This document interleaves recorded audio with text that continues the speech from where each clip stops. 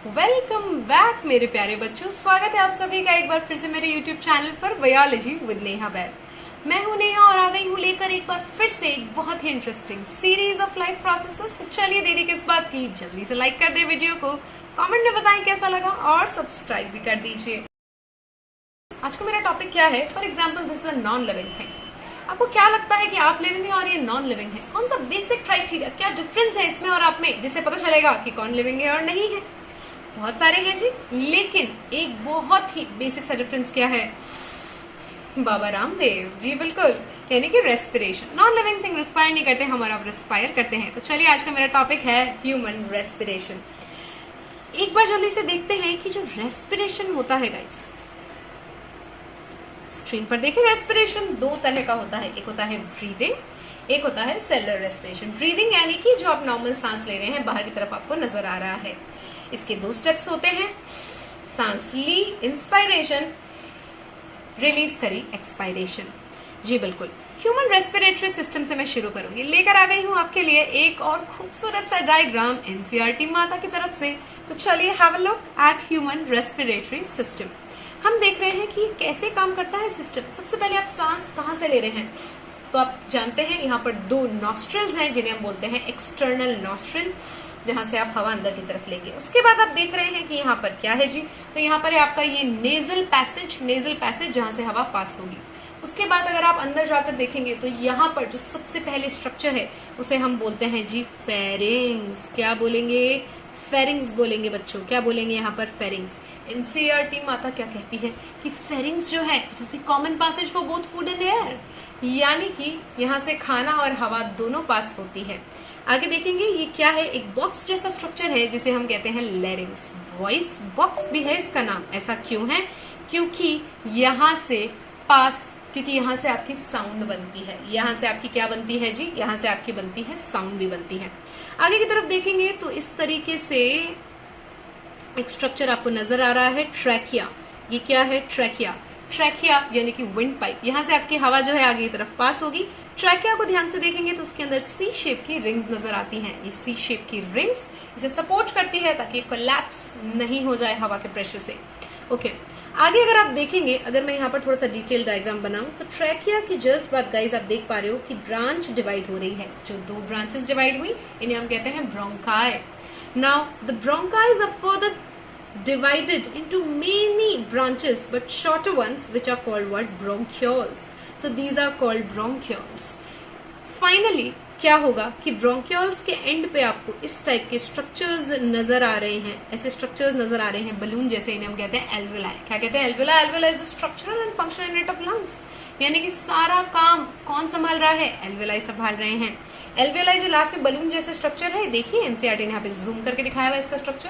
ये बिल्कुल बलून जैसा है, यानी इसकी जो वॉल है वो इलास्टिक है। इसमें आप हवा ब्लो करेंगे तो ये बिल्कुल इन्फ्लेट हो जाएगा, इसके अंदर हवा भर जाएगी। इसलिए जब आप सांस लेंगे तो सभी एल्वेलाई बिल्कुल हवा से एयर फिल्ड हो जाएंगे। आगे देखिए जी, माय बैड। आगे देखिए तो इस तरीके से दोनों तरफ ये पूरे स्ट्रक्चर्स हैं। यहाँ पर भी सेम इस तरीके से ब्रांचेस हैं। दोनों तरफ एनसीईआरटी दिखा नहीं रखा सो दैट वो बहुत ज्यादा मेसी नहीं हो जाए।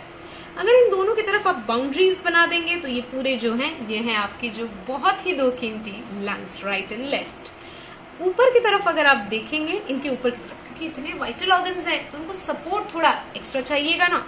तो यहाँ पर जी देखिए क्या है, यहाँ पर रिब्स हैं। ये स्ट्रक्चर्स क्या है? रिब्स। ये हड्डियों के बने हुए हैं, बोन के बने हुए हैं। ये स्ट्रक्चर्स क्या है? रिब्स। ये पीछे जाके किससे कनेक्ट हो रहे हैं? ये पीछे जाके कनेक्ट हो रहे हैं, ये रिब्स हैं। ये पीछे जाके कनेक्ट हो रहे हैं किससे? आपकी वर्टिब्रल कॉलम से कनेक्ट हो रहे हैं। आगे रिब है, पीछे जाके वर्टिब्रल कॉलम से कनेक्ट हो रहा है। तो अगर आप इमेजिन कर पा रहे हो तो पूरा एक केज, एक पिंजरे जैसा स्ट्रक्चर बन गया है जिसके अंदर हवा फिल होने के लिए जगह चाहिए। इसे ही हम कहते हैं रिब केज। क्या कहते हैं जी? Rib cage.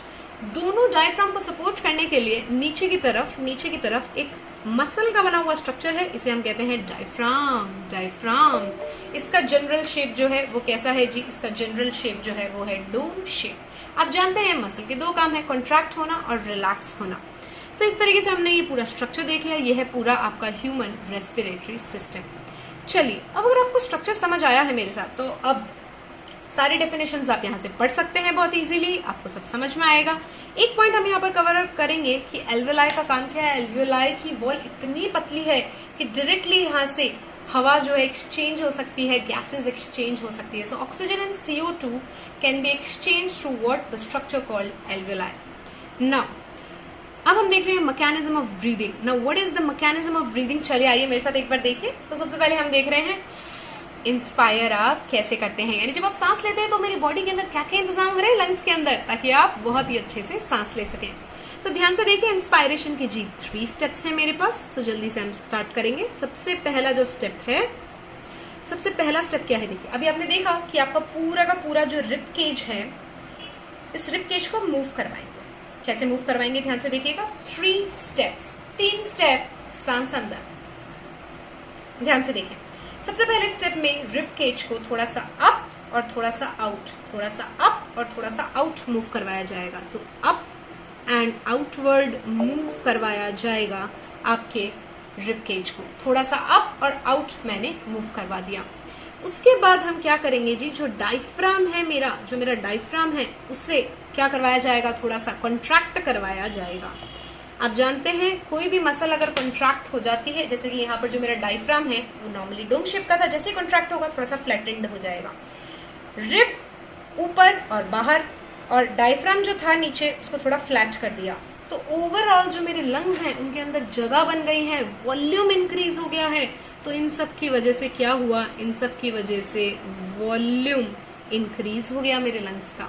आप तो जानते हैं कि pressure is inversely proportional to volume, यानी कि अगर वॉल्यूम बढ़ा तो प्रेशर हो जाएगा कम। यानी कि अभी मेरे लंग्स के अंदर मैंने हवा का प्रेशर कर दिया कम। ऐसा मैंने क्यों किया, ऐसा मैंने क्यों किया, ध्यान से देखिएगा। अगर मैंने हवा का प्रेशर कम कर दिया मेरे लंग्स में, तो कंपैरेटिवली बाहर एटमॉस्फेरिक प्रेशर क्या है, ज्यादा है।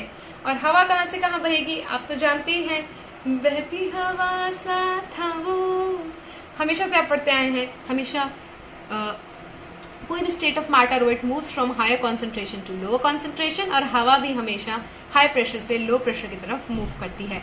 तो हवा बहुत ही तेजी से अंदर खींची चली आएगी और हम कहेंगे हमने सांस ले ली है। तो इस तरीके से हमने कवर अप कर लिया इंस्पायरेशन। अब आपको कुछ नहीं करना जी, सीधा रिवर्स गियर लगा देना है। रिवर्स गियर लगाते ही एक्सपायरेशन हो जाएगा, यानी जो जो स्टेप किए थे उनको उल्टा करते चले जाए। चलिए जल्दी से मुझे बता दीजिए कमेंट सेक्शन में। सबसे पहले जो रिब केज पहले मैंने अप किया था, अब मैं उसे डाउन कर दूंगी। और जो रिब केज मैंने आउटवर्ड करा था, उसे हम थोड़ा अंदर की तरफ ले लेंगे, यानी कि इनवर्ड मूवमेंट करवा दूंगी मैं। यानी कि मैंने थोड़ा सा जो मेरा रिब केज है उसे डाउन एंड लिटिल इनवर्ड। नीचे जो थोड़ा फ्लैट हो गया था डायफ्राम, उसे फिर से रिलैक्स करवाएंगे सो दैट वो वापस से किस शेप का हो जाए, डोम शेप का। ऐसा करने से आप समझ गए जी, बिल्कुल जो वॉल्यूम है वो क्या हो जाएगा, वॉल्यूम अब क्या हो गया, कम हो गया। मैंने वॉल्यूम कम करवा दिया लंग्स का, तो उसकी वजह से प्रेशर क्या हो गया, उल्टा होता है ना, तो प्रेशर हो गया इंक्रीज। अब मेरे लंग्स के अंदर प्रेशर इंक्रीज है, यानी एटमॉस्फेरिक प्रेशर कैसा है, कंपैरेटिवली उसके कम है। और हवा तो अब आप समझ ही गए हैं कहां से कहां बहती है, ज्यादा से कम की तरफ। तो हवा जो है प्रेशर के साथ लंग्स में से बाहर निकल आएगी और हम कहेंगे कि हमने एक्सपायर किया। तो इस तरीके से हमने देखा कि किस तरीके से इंस्पायरेशन करा जाता है और एक्सपायरेशन किया जाता है। तो चलिए अब हम जल्दी से देख लेते हैं। मैं लेकर आई हूँ आपके लिए एक बहुत ही खूबसूरत सा animation to understand it better what we have learn so far. तो चलिए, एक डायग्राम है एनसीईआरटी का animated video. Let's take a look guys. Lungs आपको नजर आ रहे हैं। थोड़ा सा जूम इन करेंगे तो ये आपको ब्रांचेस नजर आ रही है, ब्रोंकाई। और ज्यादा ब्रांचेस डिवाइड हो गई, ब्रोंक्यूल्स। अब आपको एल्वेलाई नजर आ रहे हैं। चलिए जूम करते हैं और आपको नजर आ रहे हैं बहुत ही खूबसूरत डायग्राम। एल्वेलाई देखिए किस तरीके से एयर इन एंड आउट होते हुए आपको नजर आ रहा है।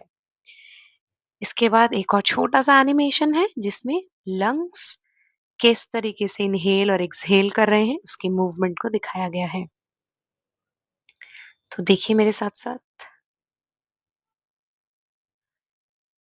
lungs in, air in, and air out.